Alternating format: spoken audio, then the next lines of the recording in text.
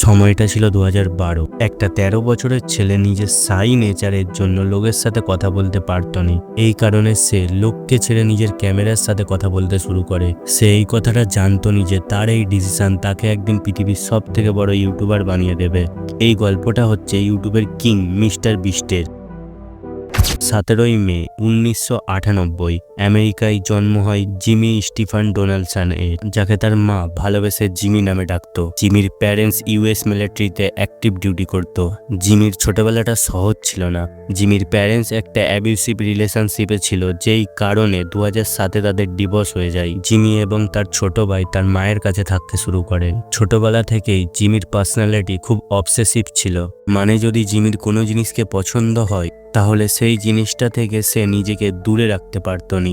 আর 10 বছর বয়সে সে জিনিসটা তার কাছে ছিল বেসবল। কিন্তু একটা টিন স্পোর্ট পছন্দ করা সত্ত্বেও জিমি একজন এক্সট্রিম ইন্ট্রোভার্ট ছিল। মানে লোকেদের মাঝখানে সে নিজেকে আনকমফোর্টেবল ফিল করত এবং বেসবল ফিল্ডে সে নিজের ক্যাপটাকে এরকম ভাবে নিজের মুখটাকে লুকিয়ে রাখত। জিমির কোনো বন্ধু ছিল না, আর জিমির মা বেশিরভাগ সময় ডিউটিতে থাকতো। তাই ঘরে টাইম কাটানোর জন্য কিছু তো চাই।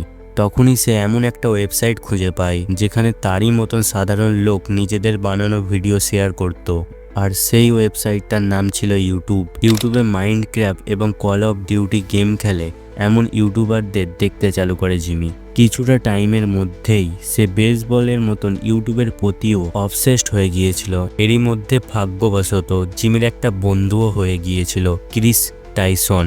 সেও জিমির মতন ইউটিউব পছন্দ করত। তারপর 2 বছর অবধি এদের যখনই দেখা হতো শুধুমাত্র এরা ইউটিউবের ব্যাপারেই কথা বলতো। 12 বছর বয়সে জিমি দেখে তার favourite YouTuber woody gamer tag job ছেড়ে দিয়েছে এবং ফুল টাইম ইউটিউবার হয়ে গিয়েছে।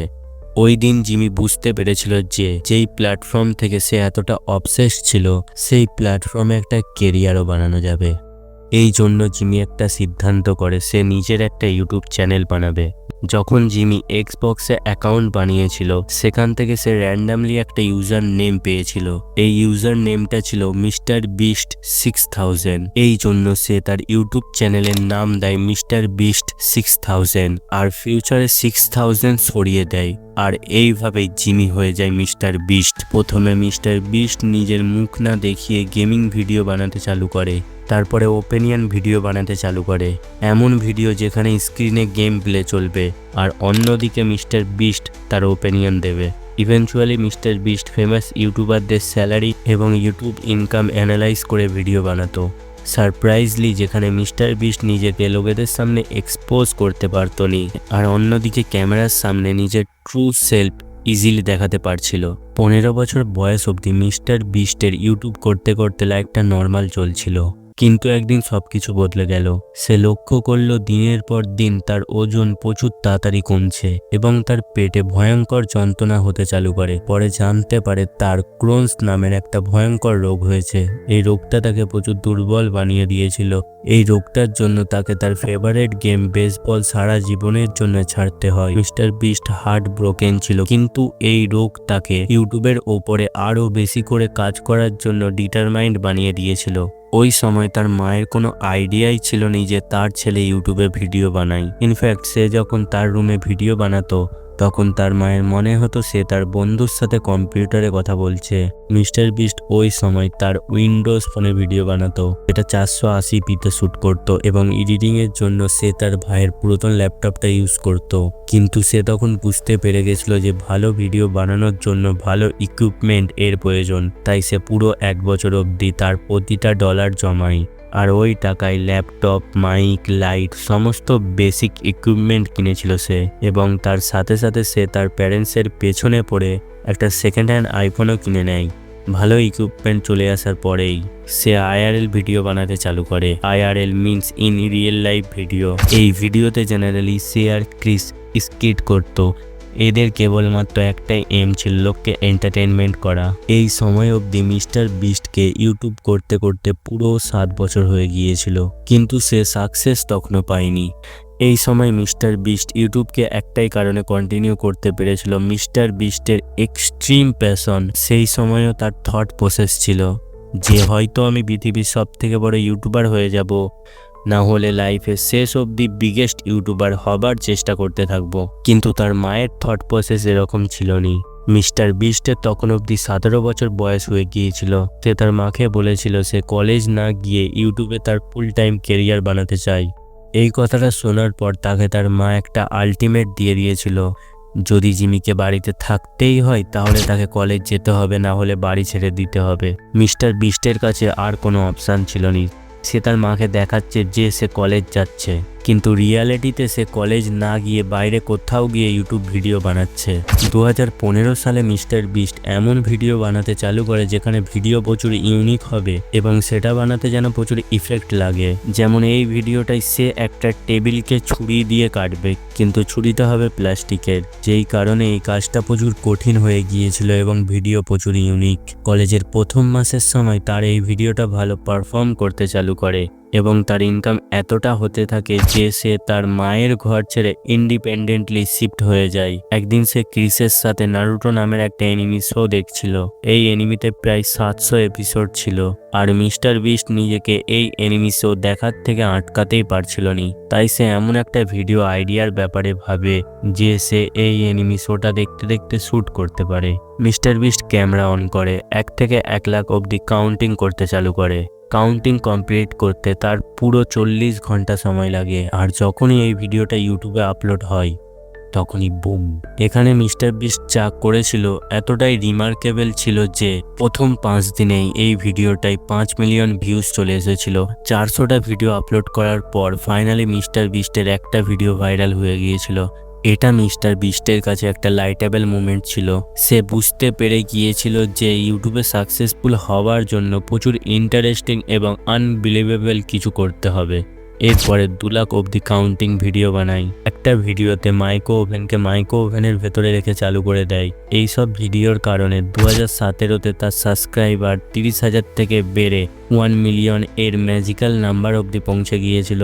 এই স্টেজে আসার পর সে পায় তার প্রথম ব্র্যান্ড ডিল। কুইট নামের একটা ব্র্যান্ড তাকে $500 অফার করে, কিন্তু মিস্টার বিস্ট ব্র্যান্ডকে বলে সে যেন তাকে $10,000 দেয়, যার বদলে সে প্রমিস করছে যে তার এই ভিডিওটা ভাইরাল যাবে। লাকিলি ব্র্যান্ডটা মেনেও যায়। মিস্টার বিস্ট এই টাকাগুলো থেকে যা করেছিল সেটা করার ব্যাপারে অন্য কোনো ইউটিউবার স্বপ্নেতেও ভাবতে পারবেনি। সে তার ঘর থেকে বাইরে বার হয় এবং সব থেকে প্রথমে যে হোমলেস মানুষটাকে দেখতে পায় সে তাকে পুরো $10,000 দিয়ে দেয়।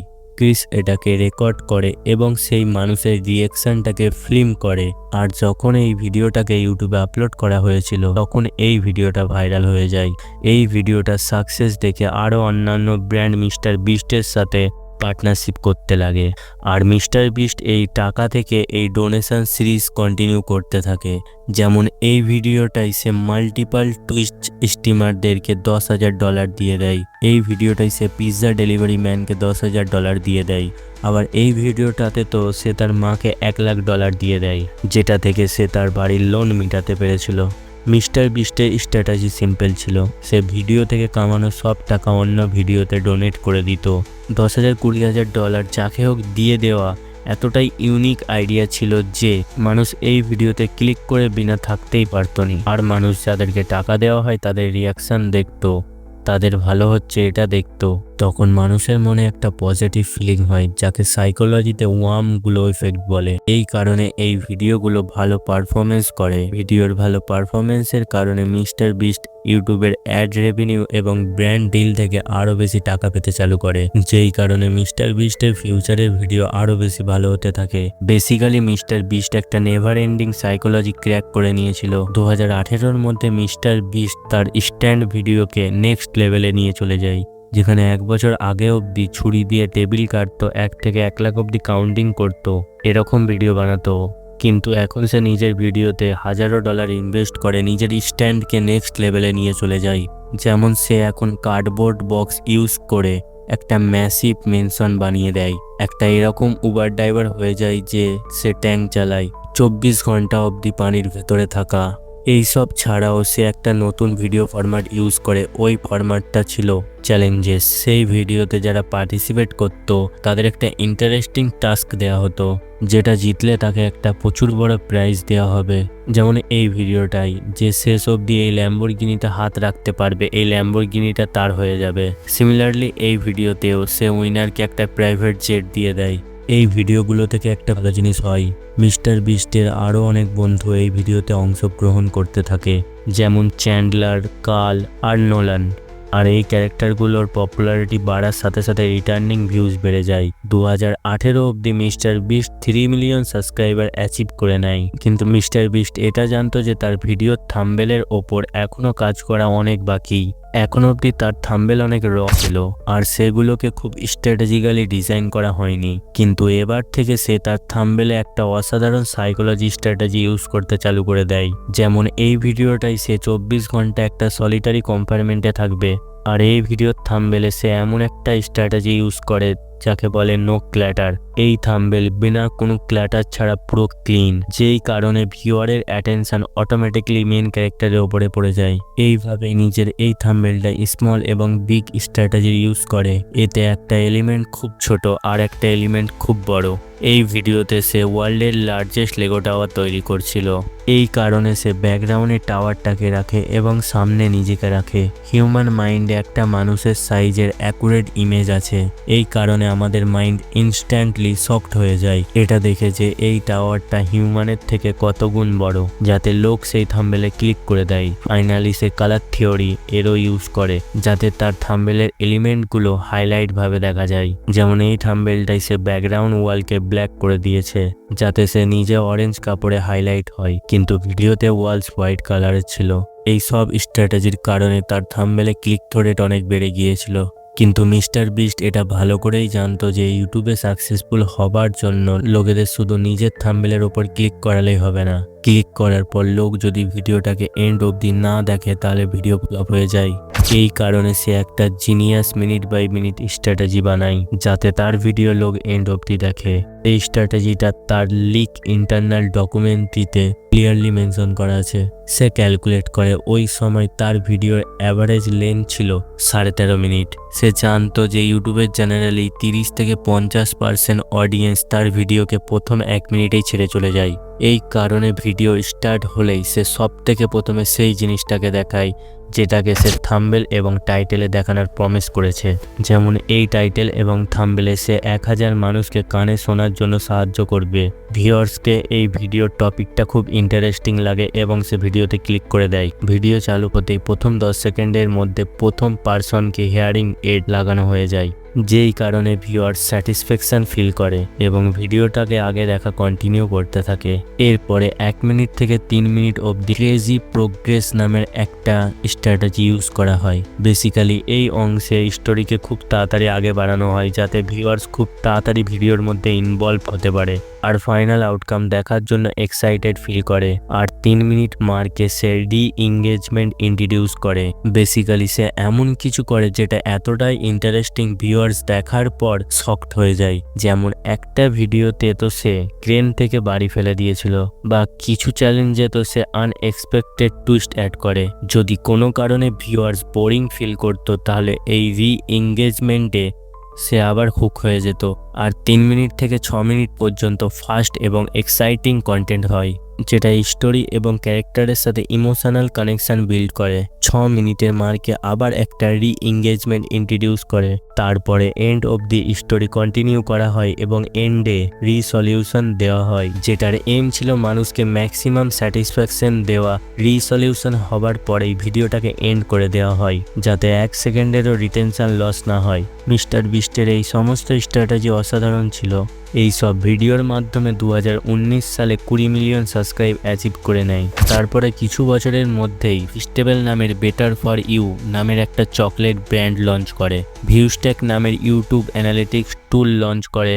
আর 2024 সালে 300 মিলিয়ন সাবস্ক্রাইবের নাম্বার ক্রস করে ওয়ার্ল্ডের সব থেকে বড় ইউটিউবার হয়ে যায় mister beast. InShot mister beast নিজের সাকসেসের পিক অবধি পৌঁছে গিয়েছিল। আর তখনই গল্পে একটা খুব বড় টুইস্ট আসে। 2024-এ মিস্টার বিস্টের ex employee Donaldson French Mister বিস্টকে এক্সপোজ করে দুটো শকিং ভিডিও বানায়। এই ভিডিওগুলোতে মিস্টার বিস্টের ওপর অনেকগুলো এলিগেশন লাগায়, যেমন মিস্টার বিস্ট তার ভিডিওতে কম্পিউটার জেনারেটেড গ্রাফিক্স ইউজ করে সেগুলোকে ফেক তৈরি করে। সেকেন্ড এলিগেশন ছিল মিস্টার বিস্টের ফিলান্থ্রপি চ্যানেলে অনেকগুলো ডোনেশন এবং চ্যারিটি ফেক ছিল, এবং এটাও বলা হয় যে তার চ্যালেঞ্জিং ভিডিওতে এবং কম্পিটিশনের যে ভিডিওগুলোতে যে প্রাইজ মানিটা থাকে সেটা নাকি উইনার পায়নি। এই দুটো ভিডিওতে 1 কোটির থেকেও বেশি ভিউজ আসে। তারপরে ইউটিউব কমিউনিটির সবাই শকড হয়ে যায়। মিস্টার বিস্টের ভিডিওতে মিলিয়ন্স অফ ডিসলাইক আসতে চালু করে দেয়। ব্র্যান্ডরা কোটি কোটি টাকার ডিল ক্যান্সেল করে দেয় এবং এক্সে #বয়কট মিস্টার বিস্ট ট্রেন্ড করতে লাগে। সবাই ভাবতে চালু করে দেয় যে মিস্টার বিস্টের ডাউনফল চালু হয়ে গেছে, কিন্তু গল্প এখনো বাকি ছিল। এই সময় অন্য কোনো ইউটিউবার হলে সে প্যানিক করতো, কিন্তু মিস্টার বিস্ট এই অবস্থাতে কোনো ম্যাচুরিটি দেখায়নি, আর এই অ্যালিগেশনে ইমিডিয়েটলি কোনো রিয়াকশন দেখায়নি। কিছুদিন পর সগি সিরিয়াল নামের একটা ইউটিউব চ্যানেল একটা ডিটেল ভিডিও বানায়। সেই ভিডিওটায় মিস্টার বিস্টের এক্স এমপ্লয় ডসন যতগুলো এলিগেশন লেগিয়েছিল সেই এলিগেশনগুলোকে মিথ্যে প্রমাণিত করে। যেমন ডসন ক্লেম করেছিল মিস্টার বিস্টের এই ভিডিওটাই কম্পিউটার জেনারেটেড শিডিউল দেখানো হয়েছে, কিন্তু রিয়ালিটিতে এই শিডিউলটা রিয়েল ছিল। আরও অন্যান্য অ্যালিগেশন এই ভিডিওতে মিথ্যা বলে প্রমাণিত হয়। এর কিছুদিন পর মিস্টার বিস্ট একটা 2.5 ঘন্টার পডকাস্ট করেন, আর তার ওপরে লাগা সমস্ত এলিগেশনের ওপরে একটা একটা করে উত্তর দিতে থাকে। ফর এক্সাম্পল, তার বিস্ট ফিলান্থ্রপি চ্যানেল একটা রেজিস্টার্ড নন প্রফিটেবল কোম্পানি, আর এর সব অডিটেড অ্যাকাউন্ট পাবলিকলি অ্যাভেলেবেল, যেটাকে পুরো পৃথিবীর যে কোনো মানুষ চেক করতে পারে। এই ভিডিওগুলো সামনে আসার পর ডসন ইন্টারনেট থেকে পুরোপুরি উধাও হয়ে যায়, আর ইভেনচুয়ালি মিস্টার বিস্ট তার ফ্যানেদের বিশ্বাস আবার জিতে নেয় আর নিজের ক্যারিয়ারের সবচেয়ে বড় ক্রাইসিসকে সাকসেসফুলি ওভারকাম করেন। আর আজ মিস্টার বিস্টের নেটওয়ার্ক 1 বিলিয়ন এরও বেশি, আর অ্যামাজন প্রাইমের সাথে $100 মিলিয়ন একটা শো বানিয়ে ফেলেছে। আর মিস্টার বিস্ট আমাদের জেনারেশনের লেজেন্ডারি এন্টারটেইনার হতে চলেছে। কিন্তু সবচেয়ে ইন্সপায়ার একটা কথা, এই সব কিছু শুরু এমন একটা ছেলে করেছিল যে মানুষের সামনে দুটো শব্দ বলতে গেলেও ভয় পেত। এই গল্পটা ছিল ইউটিউবের কিং মিস্টার বিস্ট।